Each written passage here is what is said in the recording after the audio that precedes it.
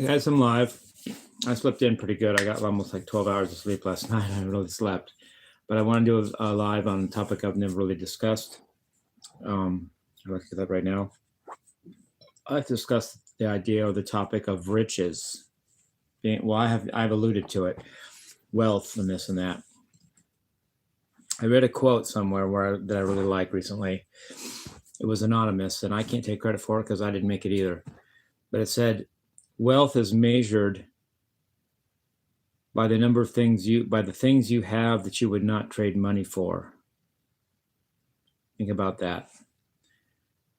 I'll give you an example. My next door neighbor is a real dick, but his dick, literally, like figuratively, is his truck. He drives his truck down the road, and it's like that's his way of showing his manhood.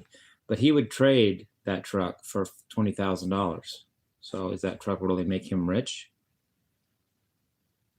I have things that I wouldn't trade anything for, any amount of money for. I can count them. I can describe them. I can speak of them. But there's many things. Just my existence. Things about my physical body. Things about my mind and the fact that I never did drugs. How much would I trade that for? How much would I give? How much would I accept to have a mind that did drugs in the 80s? Nothing. How much money would I accept to look differently than I do in a way that I wouldn't like? Nothing. How much would you have to pay me to look like someone else or something else that I don't want to be? Nothing. Priceless. And I have that. In lots of ways. How much would I pay for my IQ? I'm not saying I'm the most intelligent guy in the world, because I'm not. But with the IQ that I have, the way my mind functions, the IQ that I have, intellectual quotient, how much would I give to make that go down 50 points? Very, very. It would take a lot of money to make me do that. But yet I have that.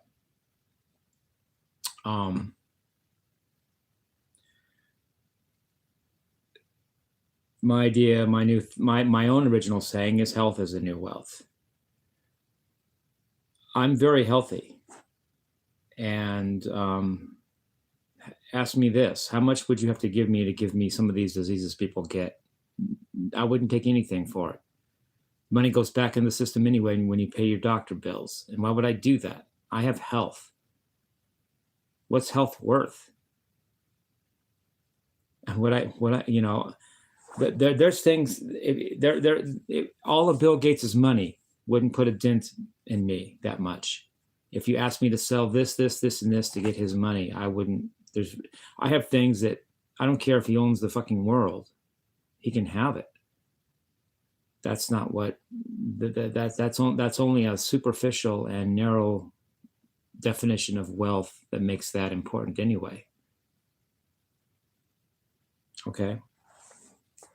I almost became a Scientologist. I've spoken of this in 1988. I was this close to joining. I'd already left home physically. I was in Pasadena, which is where Van Halen came from, also, by the way. It's actually where my dad grew up. Did you guys know that? I just now realized that. I realized that just very recently. My dad grew up in Pasadena, where Van Halen also grew up, and that's where I was in 1988 because it was close to a Scientology center down the street or something. You can Google it if you want. Did a Scientology thing exist in the 80s in Pasadena? Well, that's the one I went to. And I learned some things from L. Ron Hubbard. You learn things from anybody. You can learn things from the most evil people, right? LOL. But L. Ron Hubbard had a thing where it was three things about life that he thought were in order of importance going down. First is beingness, just being, who you are, how you are, what are you? That's number one. Number two is doingness. Like, what do you do? What do you do with yourself? What do you spend your time doing? What are your activities? That's number two. Last and least is havingness. Number three. How much do you have? What are you worth? How much do you own? What do you get? What do you get? What do you have? And that was last to him. Beingness number one, doingness number two, havingness number three, not vice versa, or not inverted. And I learned a lot from Robert. That's why I almost joined him. I didn't do it for nothing. He was very intelligent and a great leader. It almost sucked me in.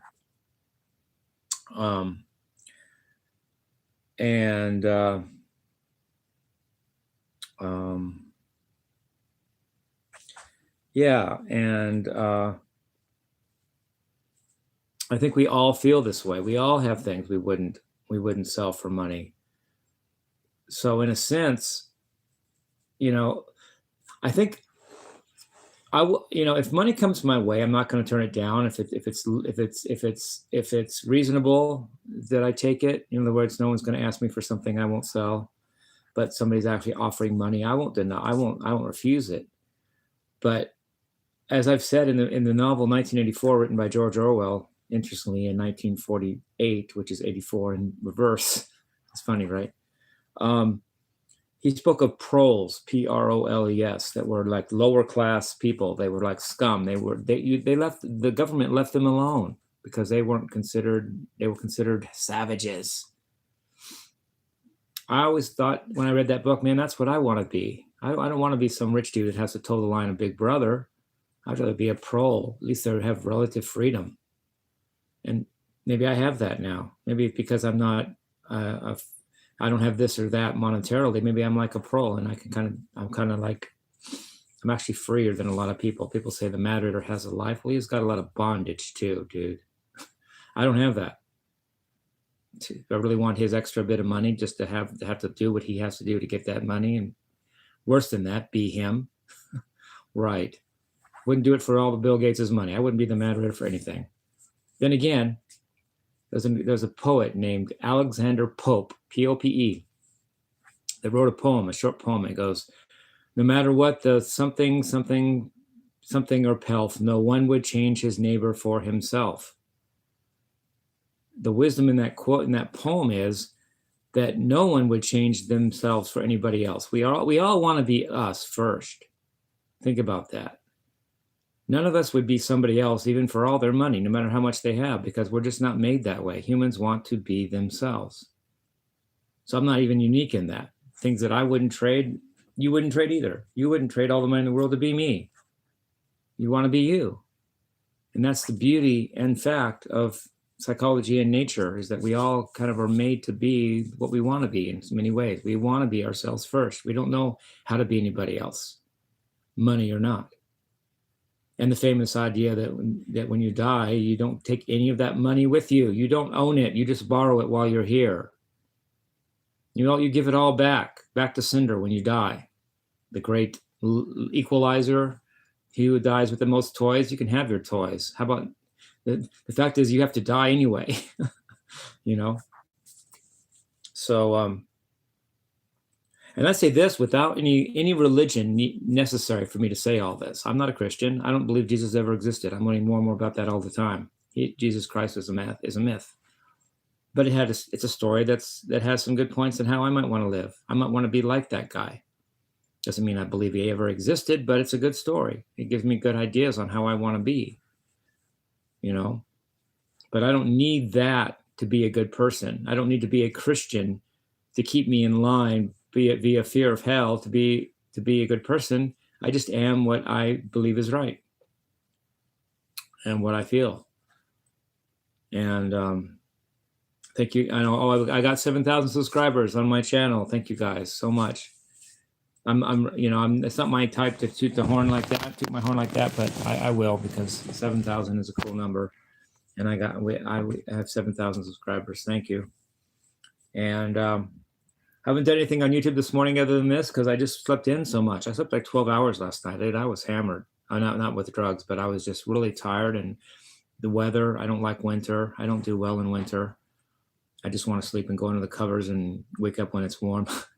Anyway, love you guys. Peace, love, and rock and roll.